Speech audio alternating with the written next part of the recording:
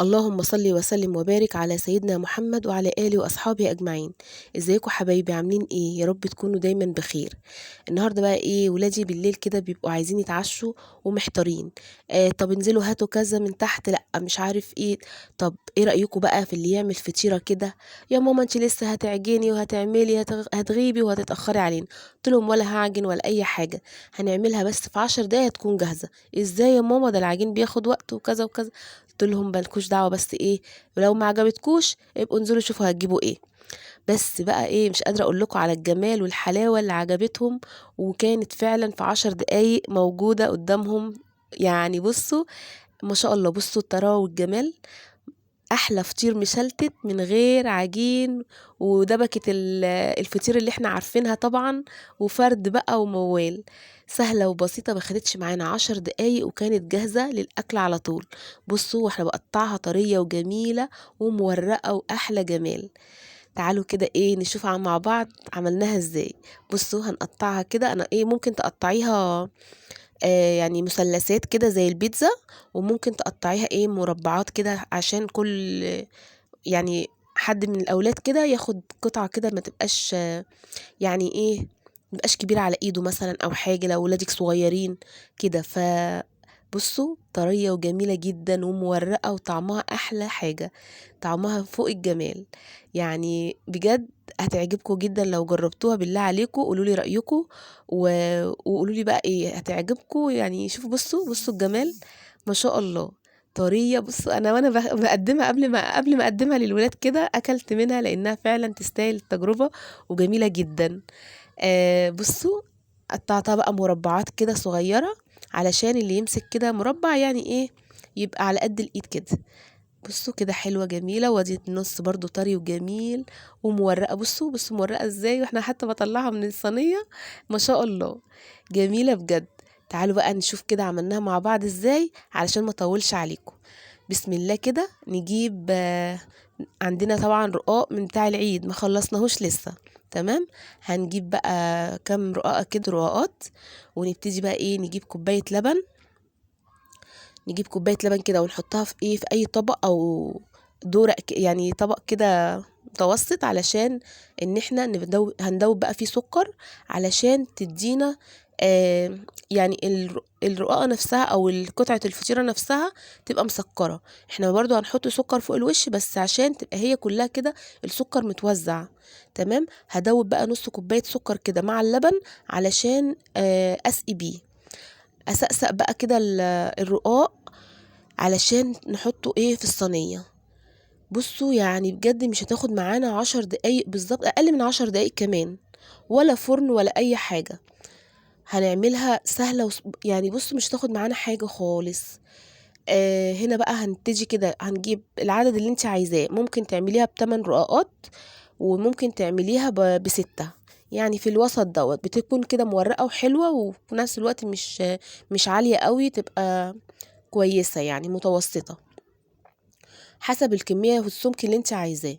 انا بعملها ساعات ب6 وساعات ب8، وبتكون ما شاء الله زي ما انتوا شفتوا كده طرية وجميلة. هنا بقى هبتدي ان انا امسك كل رقاقة والتانية كده واسقسقها باللبن. طبعا احنا زي ما قلنا محليينه بالسكر، ولو عايزة تحطي رشة فانيليا برضو بتديها طعم حلو جدا وريحة حلوة. هنا بقى ايه، طبعا السمنة برضو هنحط ايه، زي هندهن الصينية بالسمنة الاول طبعا عشان ما تلزقش معانا. تمام، وكمان هنحط سمنة كمان فوق الوش علشان طبعا اللون يحمر. بس احنا ايه بقى هنعملها فوق البوتاجاز، مش هندخلها الفرن. دي بقى الطريقة الايه اللي سهلة ومتاخدش معانا وقت، وفي نفس الوقت بتطلع طرية وجميلة جدا. جربوها وقولي رأيكم. ولو وصلتي بقى معايا لحد هنا، ما تنسيش اللايك والكومنت الحلو منك علشان اعرف الفكرة عجبتك وانتي بتعمليها قبل كده ولا لا. ممكن تكوني بتعمليها بس يعني ايه، في تكات كده ممكن الواحد كل واحد وليه كده حاجات ممكن يبقى مختلف عن التاني. فاحنا بقى بنتعلم من بعض. كده انا حطيت العدد اللي انا عايزاه، السمك دوت مناسب ليا حسب بقى ما انت عايزه، بقولك سواء 6 أو 8. هنا بقى خلاص كده حطيت الكمية اللي انا عايزاها، وابتديت ان انا احط شوية سكر فوق الوش. السكر ده بقى بيديها كرملة وجميل جدا، ومعلقة سمنة بلدي بقى احلى احلى حاجه، جمال جمال بجد. بصوا بقى، هتدهني الوش كده عشان طبعا يطلع معانا ايه اللي انتوا شفتوه في الاول الفيديو كده، اللون الذهبي الجميل دوت. هبتدي ان انا اي احط معلقه، انا طبعا حاطه في ارضيه الصينيه وده ايه فوق الوش كده. اللبن ده طبعا يعني ايه مش هنستغنى عنه ولا حاجه، ولا يترمي ولا اي حاجه. هتبص بس في الاخر هتشوفوا هنعمل بيه ايه. بصوا كده ايه السمك بتاعه، هنسقي بقى حبه برضو كده عشان ما تبقاش ناشفه. هنحط حبه كده فوق الوش برضو علشان نتاكد ان هي متوزعه على كل الصينيه. وهبتدي ان انا بقى احطها على النار.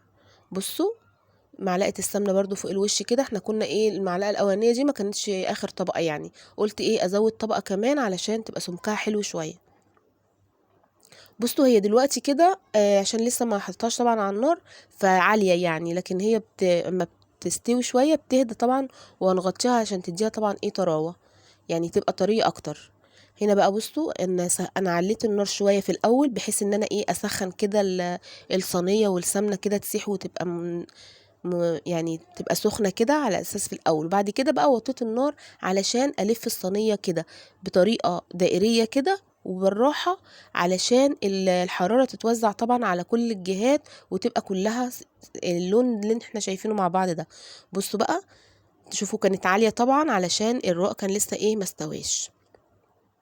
كده انا قلبتها على الوش التاني علشان طبعا احنا كنا مش في الفرن. بصوا ما خدتش معانا 4 5 دقايق بالظبط على النار، وكانت اللون الجميل الذهبي اللي احنا شايفينه دوت.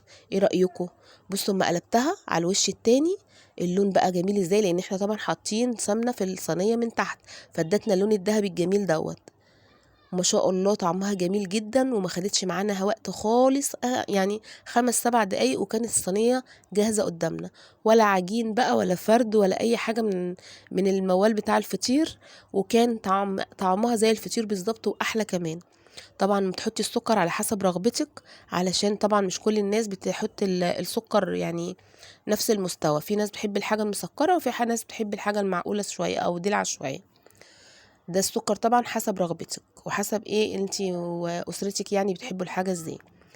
هتحاولي بقى ان انتي تحركيها كده حركه دائريه بحيث ان الحراره تتوزع على كل الجهات طبعا، وتطلع كلها ايه لون ذهبي كده، ما تبقاش حاجه يعني احمرت قوي زياده عن اللزوم والتانية لسه ما استوتش. بصوا بقى انا هنا ايه قلبتها تاني طبعا علشان اشوف الجنب التاني استوى ولا ايه. لقيته ما شاء الله بقى لونه، بصوا زي ما احنا شايفين مع بعض كده. طبعا هنزلها بقى في الصينية تاني علشان طبعا تتنها سخنة وتتنها يعني طرية. هحط بقى معلقة لبن. اللبن اللي احنا اتبقى معانا دوت طبعا زي ما قلت لكم ان احنا ايه هنستخدمه تاني.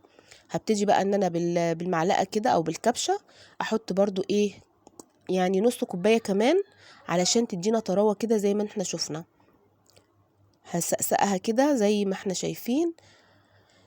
هوزع كده حبة لبن علشان طبعا احنا كده كده حاطين فيه سكر، ولو هتحطي سكر برضو هتحطي دلوقتي. انا هحط شوية دلوقتي كمان لاني لقيتها ايه انا ما كنتش حاطة كمية كتير يعني في اللبن، فهي دلعة شوية. احنا بنحب الحاجة ايه مسكرة شوية زي ما قلت لكم قبل كده. تمام. فكده بقى بصي حبة السكر دولت هيدوها كرملة وبصوا مقرمشة كده وجميلة. بجد حبة السكر دول بيفرقوا كتير، وهيسيح اصلا من السخونية يعني هيسيح معانا، مش هيبقى مقرمش ولا حاجة، بس هيديها كريسبي كده يبقى جميل جدا. انا هنا غطيتها كده 5 دقايق، وبعد كده ايه بشوفها كده لقيتها ايه يعني عايزة كمان تتغطى شوية لحد ايه ما نيجي ناكل. قالوا ايه يعني هنسيبها شوية. غطيتها بقى بالغطا دوت عشان لقيته محكم اكتر من التاني. فكده ايه غطيتها ديت، وبعد كده بقى ابتدي ان انا اطلعها اقدمها بقى لولادي. بصوا بقى هطلعها هنا في الطبق دوت واقطعها بقى زي ما احنا شفنا كده مع بعض، طريه ومورقه وجميله جدا. بجد يا بنات جربوها وقولي لي رايكم. ولو بتعملوها بطريقه مختلفه على فكره احنا ممكن كمان في النص نحط حشو زي ما احنا عايزين، بس انا حبيت ان هي تبقى زي الفطير بالظبط. طبعا الفطير ما بيبقاش محشي من جوه، ممكن لو عايزه تحشيها مكسرات ولا حاجه احشيها براحتك، لكن انا حطيت سكر ولبن بس. بصوا طريه ومورقه وجميله ازاي. ايه رايك بقى فطير ده ولا مش فطير؟ احلى من الفطير كمان. وسكر ولبن وتغذي اولادك كده بحاجات بسيطه، احسن بقى ايه من حاجه من بره ولا اي حاجه. قطعيها بقى وقدميها زي ما بقولك كده، ممكن تقطعيها 4 تربع كده تبقى زي البيتزا كده مثلثات، وممكن تقطعيها مربعات زي ما انا عملت حسب ما انت عايزة، دي ايه حاجة ترجعلك، حرية الاختيار. بالله عليكم ما تنسوش بقى اللايك لو الفيديو عجبكم، واللي ما اشتركش عندي يا ريت ينورني بالاشتراك وتفعيل الجرس عشان يوصلكوا كل جديد. بحاول ان انا اعمل لكم افكار من اللي انا بعملها في البيت علشان نتعلم من بعض، ولو حد عنده افكار جديدة برضو بتعلم منه علشان نفيد ونستفيد من بعض. حاولي بقى تقطعيها بالطريقة اللي تعجبك علشان اولادك طبعا مش هيعرفوا يمسكوا كده ويبقى تبقى قطعة كبيرة على ايديهم يعني. بصوا ما شاء الله فطيرة جاهزة معانا في 10 دقايق، وطعمها جميل جدا وطرية ومورقة وجميلة جدا، بجد طعمها تحفة. ألف هنا وشفا لكل اللي كل منها. يا رب فيديو النهاردة يكون عجبكم، وما تنسوش بقى تدعموني بلايك وكومنت حلو، وتقولوا لي انتوا بتعملوها بنفس الطريقة ولا بتعملوها بطريقة مختلفة.